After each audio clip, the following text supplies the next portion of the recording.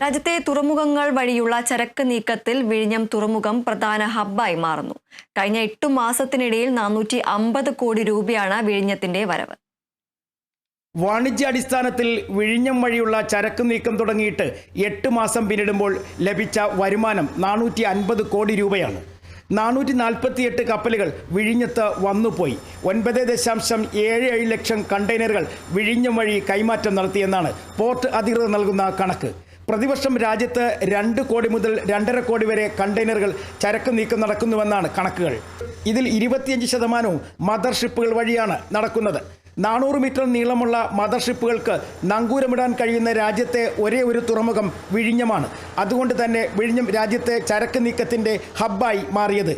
വിഴിഞ്ഞത്തെത്തുന്ന ചരക്ക് കണ്ടെയ്നറുകൾ ചെറിയ കപ്പലുകളിലാണ് രാജ്യത്തെ മറ്റു ഭാഗങ്ങളിലേക്ക് കൊണ്ടുപോകുന്നത്. നിലവിൽ ചരക്ക് നീക്കത്തിന് ഇന്ത്യ വിദേശ പോർട്ടുകളെയും ആശ്രയിക്കുന്നുണ്ട്. ഇതുവഴി രാജ്യത്തിന് പ്രതിവർഷ നഷ്ടം $22 കോടി.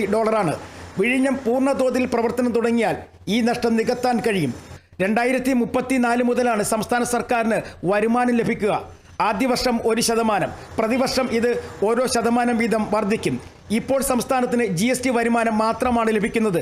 ഇതുവരെ 75 കോടി രൂപ വരുമാനമായി ലഭിച്ചു. Kerala vision news, Thiruvananthapuram.